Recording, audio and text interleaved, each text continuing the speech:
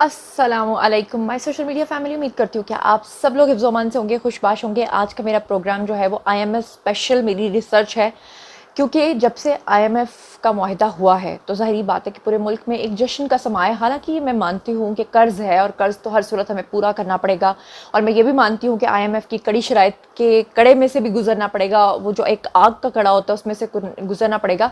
लेकिन इस वक्त शहबाज शरीफ ने कहा है कि पाकिस्तान की इकोनॉमी को ठीक डगर पे लाने के लिए ये पैकेज जो है बहुत ज़रूरी था। मगर दूसरी तरफ आप देखें कि यूथियों के अंदर बजाय इसके कि वो ये सोचते कि हमारे मुल्क के लिए बेहतर है, खुशी की खबर है, चाहे आपकी अपोजिशन ही क्यों ना कोई अच्छा काम करे आप उसको सराहें, लेकिन अनफॉर्चुनेटली वो लोग उसमें से अजीबो गरीब किस्म के पॉइंट्स निकाल रहे हैं। वो पॉइंट्स क्या निकाल रहे हैं? IMF के दौरान यूथियों के क्या सवालात थे शहबाज शरीफ के साथ, क्योंकि आपको पता है इससे पहले न्याजी साहब जो हैं वो जिस तरह के सहाफ़ियों को, यूट्यूबर्स नुमा सहाफ़ियों को बुलाते रहे हैं, तो वो हमेशा उन लोगों को बुलाते रहे हैं जो उनसे उनकी मर्ज़ी के सवाल करते थे। लेकिन इस बार शहबाज शरीफ को ये क्रेडिट भी जाता है कि उन्होंने हर तरह के, हर मकतबा फ़िक्र के जो सहाफ़ी हैं उनको बुलाया था, ओपन उनको टाइम दिया था कि वो किसी भी तरह का हार्श क्वेश्चन कर सकते हैं, और उन क्वेश्चन के आंसर्स भी दिए थे। वो क्वेश्चन के आंसर्स भी आपको बताऊँगी, इस मुआहदे के बारे में भी आपको बताऊँगी, और माजी के दरीचों से मैंने कुछ वीडियोज़ खंगाल के निकाले हैं जो मैं आज आपको दिखाऊँगी, जिसमें न्याजी साहब किस तरह से आपके मुल्क में साजिश करते हुए पकड़े गए हैं, किस तरह से उन्होंने आपको IMF के अंदर डिफ़ॉल्ट करवाया, किस तरह से उन्होंने गद्दारों को वहाँ पर लगाया। वो सारे सबूत वीडियोस की सूरत में जो है वो मैं आज आपको दिखाने वाली हूँ। इसलिए आज का वीडियो आपने मिस नहीं करना, क्योंकि कल को फिर अगर आपकी किसी यूथिया से बहस हो गई तो आप उसको आर्ग्यू नहीं कर पाएंगे, आपके पास पॉइंट्स नहीं होंगे। तो चलिए जनाब शुरू करते हैं। सबसे पहले मैं आपको बताऊं कि IMF के साथ मुआहिदा जो है वो पाकिस्तान का खुदा खुदा करके हो गया। हालांकि 9वां जायज़ा जो है वो तकरीबन नामुकम्मल था। फिर आपको अच्छे तरीके से पता है कि शहबाज शरीफ जो हैं वो फ्रांस गए हुए थे। फ्रांस में फिर उनकी मुलाकात जो है आपने देखी कि मुख्तलिफ ममालिक के जो वज़राए आज़म या सदूर थे उनके साथ हुई। आपको पता होगा वहाँ पे सऊदी अरब के जो शाही प्रिंस हैं उनके साथ भी उनकी मुलाकात हुई थी, और आपको याद होगा कि श्रीलंका के सदर के साथ भी उनकी मुलाकात हुई थी। और बड़े अच्छे तरीके से ये पाकिस्तानी तो बड़ी यूथिया जो हैं बात करते थे ना कि उत्थे अंब लैन गए ने, उत्थे हर एक को जाके कह रहे हैं कि जी मैं आपको पाकिस्तान के आम भेजूंगा, लेकिन वो आम जो है वो अपना असर दिखा गए, वो आम जो है वो अपना काम दिखा गए। और शहबाज शरीफ साहब ने क्या किया जनाब अली कि वहाँ पर जो श्रीलंका का सदर था उसको अपने साथ लिया, और IMF के की जो MD है उनके पास चले गए और जाकर कहा कि देखिए जी जिस तरह से श्रीलंका की हालत हुई है, हम नहीं चाहते कि हमारे साथ ऐसा हो। हालांकि IMF तो खुद चाहता था कि पाकिस्तान खुदा न खास्ता डिफ़ॉल्ट करे, लेकिन ज़ाहिर बात है कि ज़ाहिरी तौर पर उन्होंने ये सब कुछ नहीं कहना होता। फिर उन्होंने बीच में गारंटी डलवाई, इस्लामिक जो डेवलपमेंट बैंक है उसकी गारंटी बीच में डलवाई। IMF की जो MD हैं उन्होंने कहा नहीं जी अब तो वक्त ख़त्म हो गया है, 30 तारीख को आपका वैसे ही मुआहदा ख़त्म हो जाता है। फिर भी उसके बाद शहबाज शरीफ ने कहा कि बात करने में क्या हर्ज है, हम ये सिलसिला शुरू करके देखते हैं, शॉर्ट टर्म ही हम इसको करके देख लेते हैं। फिर आपने देखा कि वो मान गई, फिर उसके बाद बातचीत शुरू हुई। हालांकि इसहाक डार को इस पर तहफ़्फ़ुज़ात ज़रूर थे, क्योंकि इसहाक डार अपनी तमाम कोशिशें पहले करके देख चुके थे। इसहाक डार शहबाज शरीफ को कह रहे थे कि मुझे इनकी बदनीयती की, इनसे स्मेल आती है।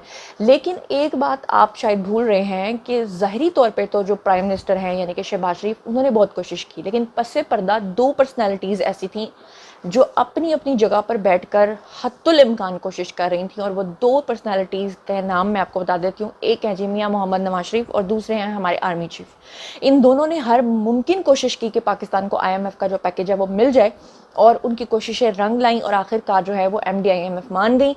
और फिर उसके बाद आपको याद होगा अभी कुछ दिनों से आप वीडियोस देख रहे हैं कि इसहाक डार जो है उन्होंने दिन रात अपनी टीम के साथ मेहनत करके उनके साथ मुज़ाकरात किए, क्योंकि अमेरिका में अगर रात के 12 बजे हैं तो यहाँ पाकिस्तान में दिन के 12 होंगे, और अगर दिन के 12 पाकिस्तान में है तो अमेरिका में रात के 12 होंगे। तो इसलिए उनकी जो एक्टिव टाइमिंग्स हैं वो हमारी सोने की टाइमिंग्स होती हैं। तो इन्होंने अपनी नींदों की कुर्बानी दी, इन्होंने सब कुछ चीज़ों की कुर्बानी दी। यहाँ तक कि आपको पता है कि IMF का पैकेज जब भी मंजूर होता है हमेशा महंगाई बढ़ती है, और जब महंगाई बढ़ती है तो क्या होता है कि उस सियासी जमात की शोहरत को नुकसान पहुँचता है। लेकिन उसके बावजूद जो सख्त सियासी फैसले हैं वो शहबाज शरीफ ने, उनकी गवर्नमेंट ने किए। गो कि उनके साथ PDM के लोगों ने भी ताउन किया, लेकिन सही मानों में अगर कोई मुबारकबाद का मुस्तहिक है तो वो मियां मोहम्मद नवाज शरीफ, शहबाज शरीफ और आर्मी चीफ हैं। और अल्हम्दुलिल्लाह अल्लाह का शुक्र है कि वो लोग जो ये बातें किया करते थे कि पाकिस्तान श्रीलंका बनने जा रहा है, वो लोग जो ये कहा करते थे कि पाकिस्तान डिफ़ॉल्ट होने जा रहा है, जिसमें न्याजी साहब भी शामिल थे, मैं भी उनके वीडियोज़ भी आपको दिखाती हूँ। लेकिन सबसे पहले मैं आपको वीडियो दिखाना चाहती हूँ मियां मोहम्मद शहबाज शरीफ का, जिसमें वो ये सारा ब्रीफ कर रहे हैं कि किस तरह से उन्होंने MD IMF से मुलाकात की और कैसे उन्होंने ये सारी चीज़ों को डगर पे लाए। क्या कह रहे हैं खुद ही सुन लीजिए। महीनों में मेरी IMF की MD के साथ टेलीफोन पर एक से ज़्यादा एक घंटे سے زیادہ میری گفتگو ہوئی. ہم نے خطوط ایکسچینج کیے. اسحاق ڈار ان کی ٹیم نے بڑی ارکریزی سے سارے فیکٹس مہیا کیے, ساری شرائط جو پوری کرنے کے لیے بھرپور کوشش کی. اسٹیٹ بینک نے اپنا حصہ ڈالا. ہماری اس کولیشن حکومت کے جو متعلقہ ادارے ہیں انہوں نے پوری کنٹریبیوشن کی ہے, لیکن اس کے باوجود بھی بات نہیں بن رہی تھی. پھر پیرس میں میری ان سے M D I M F سے ملاقات ہوئی, بڑی بھرپور, جس میں محترمہ مریم اورنگزیب صاحبہ, سردار ریاض صادق اور شہری رحمان صاحبہ, ہماری جو ایم او ایس ہیں ڈاکٹر عائشہ پاشا وہ تھیں, سفیر تھے ہمارے فاطمی صاحب تھے. وہاں پر بڑی تفصیل سے ملاقات ہوئی. انہوں نے یہ مجھے کہا کہ پرائم منسٹر وقت بہت گزر گیا ہے, 30 جون اب چند دن رہ گئے ہیں, بہت مشکل ہے اب معاملات کو. میں نے ان سے کہا کہ دیکھیں ہم نے کون سی شرط آپ کی نہیں مانی, ہم نے ہر چیز حتی الامکان, ہم نے اپنا جو پولیٹیکل کیپٹل ہے جو اس کولیشن حکومت نے وہ اپنا داؤ پہ لگا دیا. نواز شریف صاحب نے اپنا سرمایہ داؤ پہ لگا دیا, میں نے, میری پارٹی نے, اور دوسری پارٹیاں جو کولیشن میں ہیں حصہ درجہ بدرجہ سب نے اپنا سرمایہ گوا لیا, صرف اس لیے کہ ہم پاکستان کو نہ صرف ڈیفالٹ نہ ہونے دیں بلکہ پاکستان کی معاشی استحکام کے لیے کڑے اور کڑوے فیصلے ہم نے کیے. اب کون سی ایسی چیز ہے جو کہ باقی رہ گئی ہے؟ انہوں نے مجھے 2-3 چیزیں بتائیں. میں نے کہا آپ نہ فکر کریں, میں ابھی کوشش کرتا ہوں کہ میں اور بھی اس معاملے میں جہاں تک بڑھ سکتے ہیں بڑھیں. تو پھر انہوں نے کہا کہ دیکھیں $2 ارب کا جو ابھی بھی گیپ ہے, جو ہمارے $6 ارب کا انہوں نے گنایا تھا, $4 ارب الحمدللہ وہ میں آپ کو بتا دیتا ہوں, پہلے میں بتاتا ہوں, آج پھر بتا دیتا ہوں وہ کہاں سے آیا. $2 ارب کا ابھی بھی گیپ ہے, تو آپ دیکھیں اس کا کیا ہوگا. میں نے کہا اچھا اس کا بھی بات کرتے ہیں. وہ جب میٹنگ ختم ہوئی میں نے اسحاق ڈار صاحب کو فون کیا, میں نے کہا مہربانی کریں, ان کو سیریس ڈاؤٹس تھے. میں نے کہا نہیں, ہم ایک آخری ایفرٹ کریں, یہ پاکستانی قوم کا معاملہ ہے, ہمارے مستقبل کا معاملہ ہے, ہم ایک آخری ایفرٹ کریں. اور ہم اس نے M D I M F نے میرے ساتھ بڑی سنجیدگی کے ساتھ گفتگو کی, اس میں کوئی شک نہیں. تو ہم اس کوشش کریں گے. اچھا جی, یہ مجھے بھائی جی کہتے ہیں کہ میں پوری کوشش کرتا ہوں. تو ان کی اور ان کی ٹیم نے وہ رات لگائی. اگلی رات میں آپ کو بتا دیتا ہوں, میں نے وہاں پہ مجھے پتہ چلا کہ اسلامک ڈیولپمنٹ بینک کے وہاں پر چیئرمین آئے ہوئے ہیں. تو میں نے ان کو اپنے سفیر کے ذریعے میسج دیا کانفرنس میں کہ میں ان سے ملاقات کرنا چاہتا ہوں. محمد سلیمان الجسر, وہ بڑے وقت پاکستان کے اسلامک ڈیولپمنٹ بینک جس طرح آپ جانتے ہیں اس میں سرمایہ اسلامی ملکوں کا ہے, اس کے بورڈ آف ڈائریکٹرز بھی اسلامی ممالک ہیں, اور یقیناً سعودی عرب کا حصہ وغیرہ جو ہے ان کا بڑا اثر ہے اس کے اوپر. میں نے ان سے ملاقات کی, میں نے کہا کہ اس طرح کا معاملہ ہے, $2 بلین کا فرق ہے, تو میں نہیں چاہتا کہ آپ کے اوپر میں مزید بوجھ ڈالوں. آپ نے جنیوا میں آپ نے ہماری وہاں پر بڑی مدد کی یہ فلڈس کے لیے. تو ان کا آپ ہمارے بھائی ہیں, آپ یقین کریں وہ گئے اور $1 بلین کا انہوں نے وہاں پر اعلان کر دیا کہ ہم $1 بلین. مجھے اس کا انہوں نے مجھے بتایا کہ پرائم منسٹر صاحب یہ انہوں نے اسلامک ڈیولپمنٹ بینک نے کر دیا. دیکھیں اس طرح اللہ تعالیٰ نے یہ غیبی مدد کی ہے. اور معذرت جناب, ہماری لائٹ چلی گئی ہے اور اب یو پی ایس کی صرف ایک لائٹ چل رہی ہے جس کے اوپر مجھے گزارا کرنا پڑے گا. خیر آپ نے مجھے کیا کرنا ہے, میں تو ویسے ہی چمک رہی ہوں. میں آپ کو جو پوائنٹ بتا رہی تھی آپ بس اس پہ غور کیجیے. تو سب سے پہلے میں آپ کو, جیسے کہ میں نے آپ کو سنوایا ہے کہ شہباز شریف صاحب جو ہیں انہوں نے آپ کو بتایا کہ کس طرح سے انہوں نے M D I M F کو قائل کیا, کس طرح سے انہوں نے یہ سب کچھ کیا, کس طرح سے سری لنکا کے صدر کو اپنے ساتھ وہ لے کر گئے. اور پھر اس کے بعد جو ہے اسحاق ڈار کا بیان آیا. اسحاق ڈار جو ہیں وہ شروع سے یہ بات کر رہے تھے, حالانکہ مفتاح اسماعیل سے لے کر جتنے بھی اپوزیشن کے لوگ تھے, جتنے بھی یوتھیے تھے, سب لوگ ایک ہی بات کر رہے تھے, اور وہ یہی بات کر رہے تھے کہ پاکستان خدا نخواستہ ڈیفالٹ کرنے والا ہے, پاکستان ڈیفالٹ کرنے والا ہے. آپ کو پتہ ہے کہ اس طرح کے الفاظ بھی منہ سے نکالیں تو وہ آپ کے سب کانشیس مائنڈ کا حصہ بن جاتے ہیں. جو لوگ سائنس کو سمجھتے ہیں ان کو اچھی طریقے سے پتہ ہوگا کہ ایک بات کو جب ہم لگاتار کچھ عرصے تک کہتے رہتے ہیں تو وہ حقیقت کا روپ دھار لیتی ہے. لیکن اسحاق ڈار جو ہیں وہ اپنی بات سے ٹس سے مس نہیں ہوئے. اسحاق ڈار نے کہا کہ میرا ایمان ہے کہ پاکستان, یہاں اسکرین کے اوپر آپ کو نظر آ رہا ہوگا ان کا بیان, وہ کہتے ہیں کہ میرا ایمان ہے کہ پاکستان کبھی ڈیفالٹ ہونے والا ملک نہیں ہے. اور پھر اس کے بعد ان کا ایک ویڈیو آیا ابھی, جس میں ویڈیو بیان میں ان کو سنوانا چاہتی ہوں, جس میں انہوں نے بتایا کہ جس وقت نواز شریف کی گورنمنٹ تھی اس وقت پاکستان 24 نمبر پہ تھا اکانومی میں, اور پھر نیازی صاحب کا دور آیا اور صرف پونے 4 سال میں پاکستان جو ہے وہ ڈبل پہ چلا گیا, یعنی کہ 24 سے 47ویں نمبر پہ چلا گیا.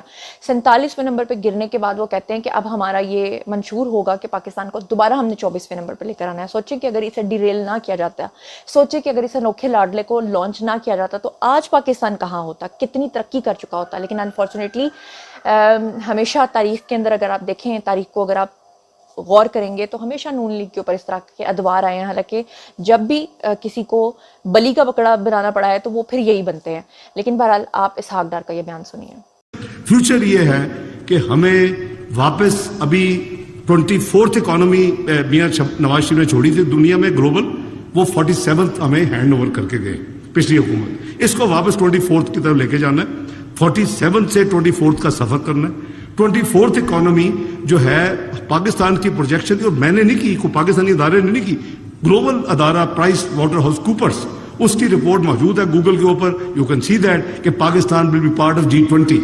میں امیجن کہ آپ ایک ایٹمی قوت ہے, آپ ایک میزائلی قوت ہے, اور اگر آپ پھر معاشی طور پہ سٹیبل ہوں اور اس پریمیم کلب میں آپ بیٹھیں جہاں آپ کا نیبر بھی بیٹھے اور جہاں بگ پاورز بھی بیٹھی ہے, دیٹ از دا مقام what Pakistan should be getting. Ishaq Dar کا بیان آپ نے سن لیا. اب میں میاں محمد نواز شریف کا آپ کو وہ پرانا بیان سنوانا چاہتی ہوں جس میں آپ کو یاد ہوگا 2016 میں واحد نون لیگ کی گورنمنٹ تھی جنہوں نے IMF کا پروگرام مکمل کیا تھا, اور نہ صرف مکمل کیا تھا بلکہ IMF والوں کو ٹاٹا گڈ بائی بھی کہہ دیا تھا, جس پہ وہ جو ان کی ایک خاتون تھی بڑی پتلی سی, وہ بہت غصہ کر کے گئی تھیں کیونکہ پاکستان اپنے پیروں پہ کھڑا ہو گیا تھا. پاکستان نے IMF کو ہمیشہ کے لیے بائے بائے کہہ دیا تھا. پاکستان کی معیشت جو ہے وہ کہاں سے کہاں تک پہنچ گئی تھی. جیسا کہ میں نے آپ کو بتایا کہ 24 نمبر سے اس کو 47ویں نمبر پہ تو نیازی صاحب لے آئے تھے, اور نیازی صاحب نے جو بھٹا بٹھایا نا, وہ میں ابھی آپ کو ویڈیو ثبوتوں کی صورت میں دکھاؤں گی. لیکن پہلے آپ ذرا یہ ویڈیو بیان دیکھیے جس میں میاں محمد نواز شریف بتا رہے تھے کہ کس طرح 2016 میں انہوں نے چھٹی کی تھی IMF کی. آج ہم اللہ کے فضل و کرم سے اپنے پاؤں پہ خود کھڑے ہونے کے قابل الحمدللہ ہو چکے ہیں. آج کے ریزروز دیکھیں آپ, پاکستان کی تاریخ میں فارن ایکسچینج کے ریزروز اتنے زیادہ نہیں. یہ بھی اللہ تعالیٰ کا بہت احسان ہے ہمارے اوپر ماشاءاللہ. یہ غالباً اس کے بعد IMF کو ہم خدا حافظ کہیں گے. جی تو آپ نے یہ بیان سنا. اب میں شہباز شریف کا اگلا بیان سنواتی ہوں کہ جب وہ کل اپنی پوری ایک پریس کانفرنس کر رہے تھے جس میں انہوں نے یہ بات کی تھی کہ جناب علی ہم نے ہر صورت جو ہے وہ IMF سے جان چھڑوانی ہے, اور اللہ کرے کہ یہ ہمارا اب آخری معاہدہ ہو, اور اللہ کرے کہ ہم اپنے ملک کو دوبارہ سے اسی ڈگر پہ لے آئیں جس ڈگر پہ پاکستان پہلے تھا. تو اس کے بعد بھی بہت سارے یوتھیوں کو آگ لگی. وہاں پر سب سے بڑی بات یہ ہے کہ شہباز شریف نے جتنے بھی بلائے ہوئے تھے جرنلسٹ, وہ جرنلسٹ ہر مکتبہ فکر کے تھے. اس میں یوتھنے سب بیٹھی ہوئی تھی. تو ایک یوتھن باجی بیٹھی ہوئی تھی. اب یوتھن باجی جو ہیں وہ شکل سے صحافی کم, اور یوتھن تو ظاہری بات ہے شکل سے پہچانی جا رہی تھیں. انہوں نے جناب علی اپنی طرف سے بڑی وہ کیا کہتے ہیں شیخی بگاری, اور شہباز شریف صاحب سے اس نے کیا سوال کیا. سوال انہوں نے یہ کیا, میں آپ کو سنواتی بھی. انہوں نے سوال یہ کیا کہ جی نواز شریف تو ملک سے باہر بیٹھے ہوئے ہیں. وہی بات آ جا کے یوتھیوں کو ایک ہی بات آتی ہے, نواز شریف ملک سے باہر بیٹھے ہوئے ہیں اور نیازی صاحب جو ہیں وہ ملک کے اندر جو ہیں وہ کیسز کا سامنا کر رہے ہیں, اور وہ کہہ رہے ہیں میں اپنا ملک چھوڑ کے بھی نہیں جاؤں گا. حالانکہ میں نے آپ کو پچھلے پریویس جو ولاگز ہیں ان میں ثبوت دکھائے ہیں کہ کس طرح سے نیازی صاحب نے اپنی جو جمائمہ کی جو گولڈ سمتھ فیملی ہے ان کو اور دوسرے ممالک کے وزرائے اعظم اور صدور کو بیچ میں ڈال کر کہا تھا کہ مجھے باہر جانے دیا جائے, لیکن ان کو آرمی چیف نے باہر نہیں جانے دیا, ورنہ اب تک تو وہ باہر بیٹھے ہوتے. ٹھیک ہے, تو اس کے بعد تو ظاہر بات ہے منہ سے پھر انہوں نے یہی نکالنا نا کہ ٹھیک ہے جی میرا ملک ہے میں نہیں جاتا. تو اس کا جو جواب دیا شہباز شریف نے وہ بڑا امیزنگ تھا یوتھن باجی کو, اور اس کے بعد یوتھن باجی جو ہے نا وہ ایسی چپ ہوئی کہ کمال ہو گیا. کیا کہا خود ہی سن لیجیے. صاحب کی جو چیئرمین ہیں ان پہ بہت سارے کیسز ہیں جو کہ وہ یہیں پہ رہ کے فیس کر رہے ہیں. آئے دن ان کو دیکھتے ہیں کہ وہ کبھی کسی عدالت میں ہوتے ہیں کبھی کسی عدالت میں ہوتے ہیں, لیکن نواز شریف جو ہیں وہ باہر ہیں, وہ اپنے کیسز جو ہیں یہاں پہ آ کے فیس کیوں نہیں کرتے؟ کیونکہ ایک ایسا تاثر ان کی طرف سے جا رہا ہے کہ جیسے وہ ڈرپوک ہیں, اور عمران خان سے جب بھی ان کے کوئی ہم دیکھتے ہیں انٹرویوز وغیرہ دیکھتے ہیں تو وہ ایک ہی بات کرتے ہیں کہ میں پاکستان سے باہر نہیں جاؤں گا, میں یہیں پہ رہوں گا. بہت شکریہ. دیکھیں آپ نے یہ اس مجلس کے حوالے سے متعلقہ سوال نہیں کیا, لیکن میں مختصر آپ کو اس کا جواب دے دیتا ہوں, کیونکہ جواب نہ دیا تو آپ کہیں گے میں نے جواب جان بوجھ کے نہیں دیا. नवाज शरीफ साहब जेलें भुगतते रहे, वो कई महलों में जाके टोप पहन के वो अपना घर में नहीं बैठे रहे, पता नहीं वो बाल्टी है टोप है पता नहीं क्या है, उसको टोप है बाल्टी है क्या वो बाल्टी है चले, वो टोप बाल्टी नवाज शरीफ साहब ने कभी नहीं पहनी। उनकी साहबजादी को उनके सामने, मैं मौजूद था उस दिन, बदकिस्मत दिन, मेरे सामने गिरफ्तार किया गया जेल से, कोटलखपत जेल से। जज जो साहब हैं बशीर, उनकी अदालत में नवाज शरीफ साहब ने 100 पेशियां अपनी बेटी के साथ भुगती। डेली अदालत चलती थी, डेली एक दिन का नागा नहीं होता था। यहाँ पर रोज पिटीशनें होती हैं कि साहब हमें 10 दिन की मोहलत दी जाए, हमें महीने की मोहलत दी जाए और ये किया जाए, आज पेश नहीं हो सकते, आज मोहतरमा बुशरा साहब वो पेश नहीं हो सकती। हमारी बेटियों को घसीट के रेगिंग कहते हैं अपना अदालतों में। खुदारा ये अपना कंपैरिजन न करें, क्योंकि अगर कंपैरिजन किया तो फिर बात बहुत दूर तक निकलेगी। जी, तो आप लोगों ने ये सुना और अब मैं आपको सुनवाना चाहती हूँ, अब मैं आती हूँ जनाब अली न्याजी साहब की तरफ, क्योंकि कुछ लोग कह रहे हैं कि न्याजी का दौर बड़ा अच्छा था और मौजूदा दौर बड़ा ख़राब है, मौजूदा दौर में ये हो गया, मौजूदा दौर में ये हो गया। मैं आपको न्याजी साहब का एक पुराना वीडियो सुनाना चाहती हूँ अपने दौरे हुकूमत में, जब उन्होंने कहा था मेरी कौम तैयारी कर लो महंगाई आने वाली है। तो वो महंगाई जो है वो आने वाली है, उनका वीडियो जो है आप खुद सुन लीजिए। ये कहना चाहता हूं कि मुश्किलात आएंगी, अब तैयारी कर ले मेरी कौम के महंगाई आने वाली है। एक अभी जो महंगाई है इससे ज्यादा महंगाई आने वाली है, क्योंकि हमारे पास कोई अब दूसरा रास्ता नहीं है IMF के प्रोग्राम के बगैर।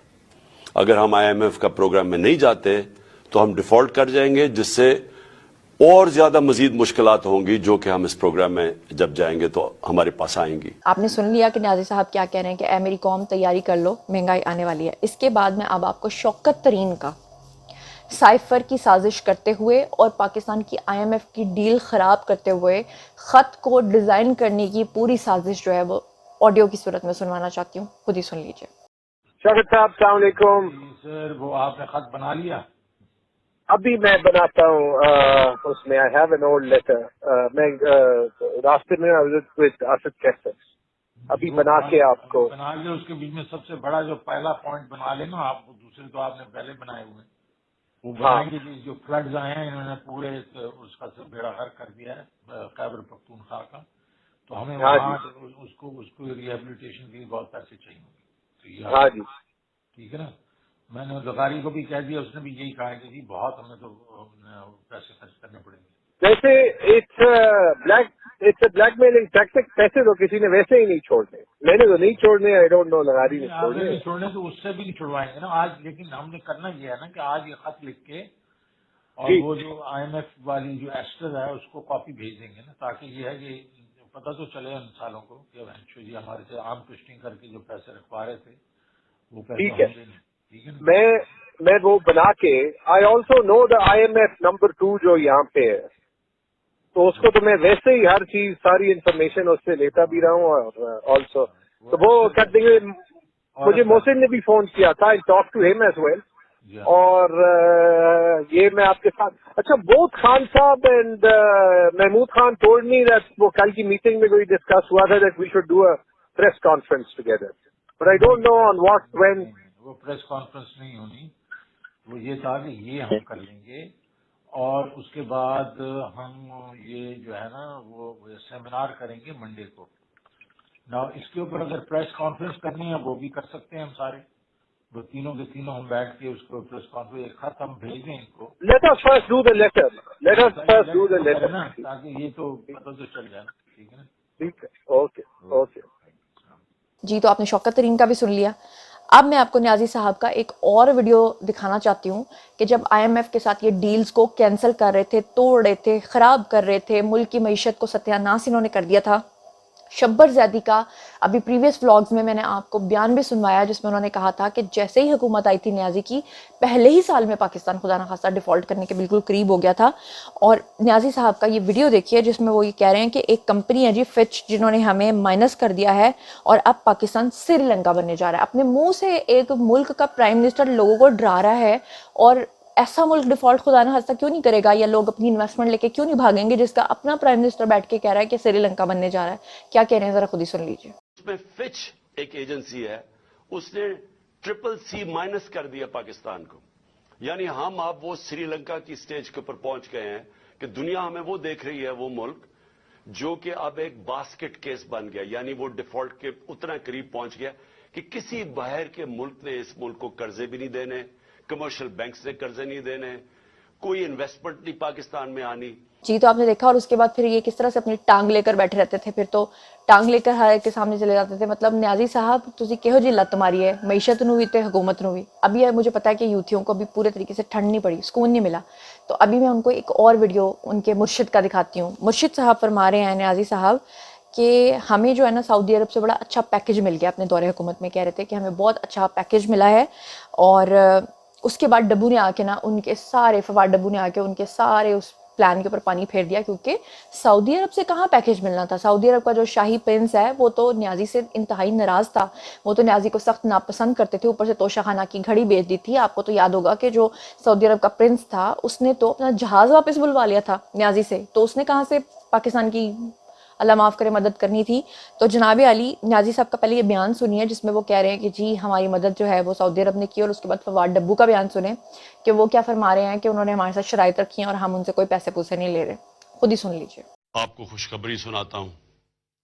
کوشش کر رہے تھے کافی دنوں کی کہ جو ہمیں آتے ساتھ ہی بوجھ پڑ گیا ہمارے پہ کہ ہم نے قرضوں کی قسطیں واپس کرنی تھی, پریشر تھا.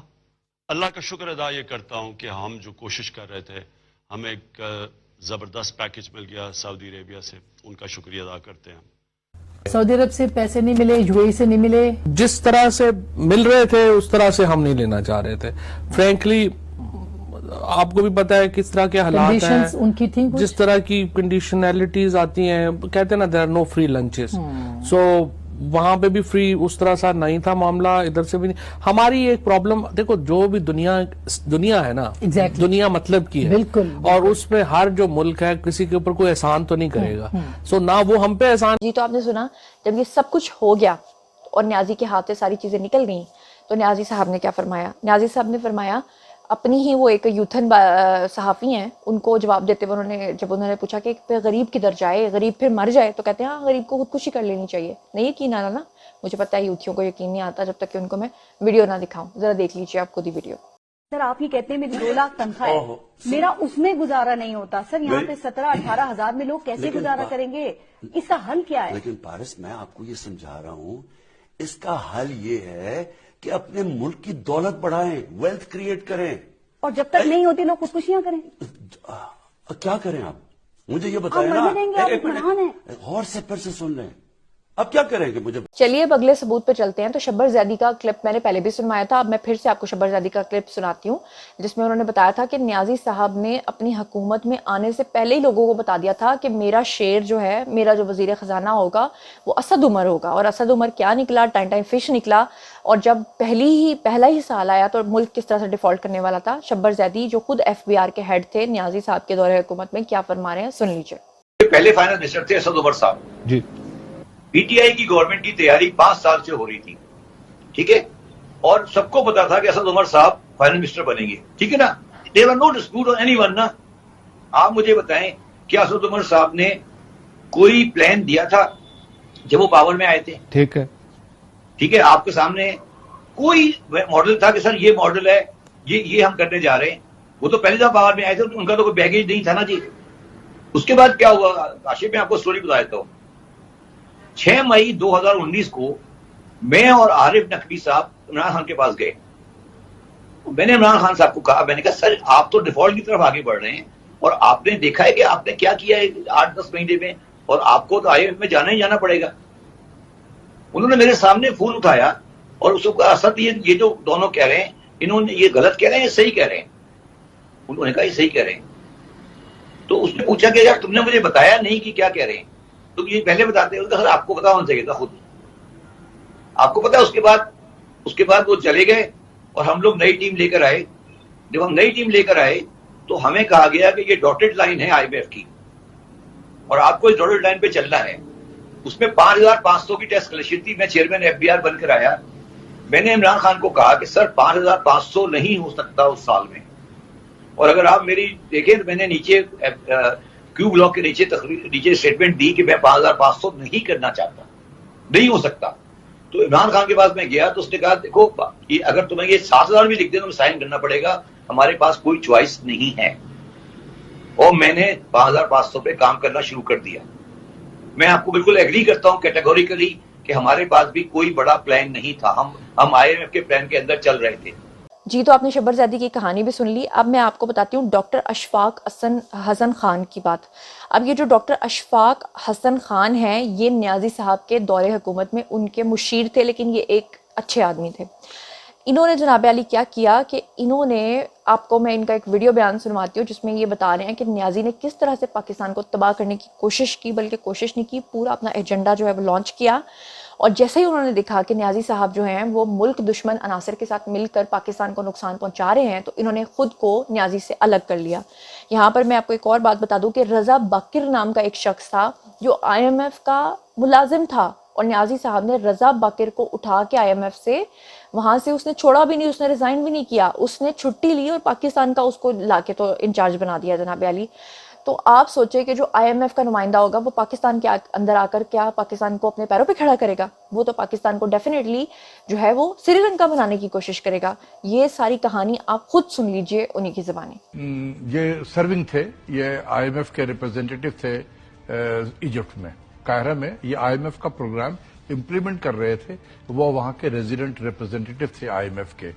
ہم نے کہا کہ آ جائیں آپ، ہمارے ہاں بھی یہی کام جو آپ یہاں کر رہے ہیں ایجپٹ میں، پاکستان میں بھی آ کے کریے. اور یہی IMF کا پروگرام اکانومی تباہ کر دی ہے. تو کوئی بات نہیں، ہماری بھی ہو جائے تباہ، اس میں کیا حرج ہے؟ جس نے بھگتنا ہے وہ اس ملک میں رہیں گے، اور جو تباہ کرنے والے ہیں بریف کیس لیں گے اور چلے جائیں گے جہاں سے آئے ہیں. جی تو ڈاکٹر اشفاق حسن کی بات آپ نے سنی، اور یہ سارے پوائنٹس جو میں آپ کو دے رہی ہوں، جتنے بھی یوتھی ہیں وہ دل پہ ہاتھ رکھ کے سنیں کہ یہ سارے جو لوگوں کے میں آپ کو حوالے دے رہی ہوں یہ سارے یوتھیے ہیں. یہ جو ڈاکٹر اشفاق حسن ہیں یہ نیازی صاحب کے مشیر تھے، شبر زیدی جو ہیں وہ FBR کے ہیڈ تھے. اور اب میں چلتی ہوں شیریں مزاری کی طرف. شیریں مزاری جو ہیں انہوں نے جناب علی حفیظ شیخ کے خلاف کافی آواز اٹھائی تھی، اور یہ ایک اچھی بات ہے کیونکہ حفیظ شیخ کو لگا دیا جناب انہوں نے نیازی صاحب نے، اور حفیظ شیخ نے پاکستان کا جو بھٹا بٹھایا تھا اور اس کے بعد حفیظ شیخ بھاگ گیا. اور پھر جو شیریں مزاری ہیں انہوں نے آواز اٹھائی اور انہوں نے نیازی کو کہا کہ اس کا محاسبہ کرو، اسے پکڑو، اس نے پاکستان کی اکانومی کو کہاں تک پہنچا دیا. لیکن نہیں، نیازی کا تو وہ ٹاسک پورا کر گیا تھا، نیازی نے تو اس کو شاباش دینی تھی. کیا نیازی شیریں مزاری کی جو یہ اس دور کی نیوز ہے یہ بھی میں آپ کے ساتھ شیئر کرنا چاہتی ہوں، خود ہی سن لیجیے. مزاری صاحبہ جو اس وقت وفاقی کابینہ کا حصہ ہے، وزیر برائے انسانی حقوق، وہ ایک سے زیادہ مرتبہ حفیظ شیخ صاحب پر سخت تنقید کرتی رہی ہیں. جولائی 2012 میں جب پاکستان پیپلز پارٹی نے نیٹو سپلائز کو بحال کیا تھا تو اس وقت شیریں مزاری صاحبہ کا یہ ٹویٹ سامنے آیا تھا جس میں انہوں نے تنقید کی تھی حفیظ شیخ صاحب پہ. انہوں نے کہا تھا کہ نیٹو سپلائی لائن سے متعلق معاہدہ پیش کر کے عبدالحفیظ شیخ نے امریکی آقاؤں سے اپنی وفاداری ثابت کی ہے، امریکی آقاؤں کو خوش کیا ہے، یہ کہنا تھا شیریں مزاری صاحبہ کا. اور اس کے بعد جب 2013 میں حفیظ شیخ صاحب نے ریزائن کیا تھا بطور فائنانس منسٹر تو اس وقت شیریں مزاری صاحبہ نے یہ ٹویٹ کیا تھا کہ حفیظ شیخ صاحب نے جو معیشت ہے اس کو تباہ کر دیا ہے، ان کو ایسے نہیں جانے دینا چاہیے. تو یہ سارے پوائنٹس میں نے آپ کے سامنے رکھے ہیں، اور سب سے لاسٹ پوائنٹ میں آپ کے ساتھ جو شیئر کرنے جا رہی ہوں وہ ہیں جی شیخ رشید صاحب کی چولیں. اب شیخ رشید چول مارنے سے باز نہیں آتے. ابھی تھوڑے دن پہلے بھی انہوں نے اپنا ایک ٹویٹ کیا ہے، حالانکہ وہ عنقریب پکڑے بھی جائیں گے کیونکہ جو کام وہ کر رہے ہیں، وہ جو سمجھ رہے ہیں کہ ٹویٹ کر کے میں بچ جاؤں گا، ایسا پاسبل نہیں ہے. روزانہ کئی کلومیٹر جہاں وہ چھپے ہوئے ہیں وہاں سے وہ جاتے ہیں ٹویٹ کرنے کے لیے، اور وہاں کہیں نامعلوم مقام سے اپنا ایک ویڈیو جو ہے اس کو وہ پبلک کرتے ہیں. اب کی بار پھر سے ایک ویڈیو پبلک کیا جس میں وہ کہہ رہے ہیں کہ وہ مارے جائیں گے. تو پھر اوپر سے وہ کہہ رہے ہیں کہ جی ان کو جو ہے وہ قتل کرنا چاہتے ہیں، اور وہ کہہ رہے ہیں کہ 13 اگست کو میری پریڈکشن ہے جی، یہ میری پریڈکشن ہے جی، یہ 13 اگست کو جو ہے نا حکومت پھر ختم ہو جائے گی، سیاست آر پار ہو جائے گی. پتہ نہیں ان کو خواب آتا ہے رات کو، اور وہ دن کو اٹھ کے جو ہے نا دور کئی کلومیٹر جا کے ایک ٹویٹ کرنے کے لیے چلے جاتے ہیں، اور پھر وہاں سے اپنا فون سوئچ آف کر کے واپس آ جاتے ہیں تاکہ میری لوکیشن ٹریس نہ ہو. لیکن ایسا ہو نہیں سکتا، ٹریس تو ہو جائے گی. کیا کہہ رہے ہیں خود ہی سن لیجیے. یہ یاد رکھیں جولائی اہم ترین مہینہ ہے، ہمارے ساتھ جو ہونا تھا وہ ہو رہا ہے. اس کے بعد آپ کی باری ہے، عدلیہ کے فیصلے آنے ہیں اور تاریخی فیصلے آنے ہیں انشاءاللہ تعالی. اور مجھے کیونکہ یہ ٹویٹ باہر جا کے دور جا کے کرنی پڑتی ہے، اس لیے میرا ٹویٹر سخت ترین دباؤ میں ہے، لیکن میں یہ 13 اگست تک جاری رکھنے کی کوشش کروں گا اگر میں مارا نہ گیا، کیونکہ یہ مجھے قتل کرنا چاہتے ہیں، اور یہ میں لکھ کر چیف جسٹس اور آرمی چیف اور دوسرے لوگوں کو دے چکا ہوں. اگر میں جیل نہ گیا اور مارا نہ گیا تو انشاءاللہ تعالی 13 अगस्त की रात मेरे ख्याल में उससे पहले पहले सियासत आर या पार हो चुकी होगी। जी तो जनाब, आज की ये रिसर्च आई होप कि आपको पसंद आई होगी। मैंने आज आपको बताया कि किस तरह से IMF के साथ मौजूदा दौर में जो है वो किया है मुआहदा। मैंने आपको बताया किस तरह 2016 में नवाज शरीफ ने IMF को बाय बाय कहा था, किस तरह से तागूती ताकतें उनके पीछे पड़ी थी, उनको मुल्क से बाहर भेजा था, और आज वही नवाज शरीफ और वही आर्मी चीफ जो हैं वो मुल्क के लिए क्या कर रहे हैं उसके बारे में आपको बताया आपको मैंने कि किस तरह से उन्होंने तमाम सहाफ़ियों को इनवाइट किया और किस तरह से यूथरों ने उनको सवाल किए और उन्होंने मुंह तोड़ जवाब दिया। और मैंने आपको डॉक्टर अशफाक हसन के बारे में बताया कि किस तरह से उन्होंने बताया कि न्याजी ने पाकिस्तान को तबाह करने की कोशिश की, और हफीज़ शेख के बारे में मैंने आपको बताया। आपको मैंने शीरी मज़ारी का रेफरेंस दिया, शब्बर जैदी का रेफरेंस दिया, और मैंने आपको न्याजी साहब के वो तमाम पुराने क्लिप्स दिखाए जिसमें उन्होंने आपको कहा कि ए मेरी कौम श्रीलंका बनने के लिए तैयार हो जाओ, खुदकुशी करने के लिए तैयार हो जाओ। ये सारे क्लिप्स आप अपनी आंखों से देख चुके हैं। तो जनाब अली इसी के साथ लाइट भी आ चुकी है और अब बारी है जनाब आप लोगों की। आइए कमेंट सेक्शन में इन तमाम पॉइंट्स के बारे में, इन तमाम क्लिप्स के बारे में आप जो कुछ भी सोचते समझते हैं आइए कमेंट सेक्शन में शेयर कीजिए, पर्सनली जवाब दूंगी। मजीद खबरें, व्लॉग्स, इंटरव्यूज़ और सियासी तज्ज़िया जानने के लिए मेरे साथ कनेक्टेड रहना हरगिज़ मत भूलिएगा। चैनल को सब्सक्राइब कर लीजिएगा। अपना बहुत ख्याल रखिएगा। अल्लाह निगहबान।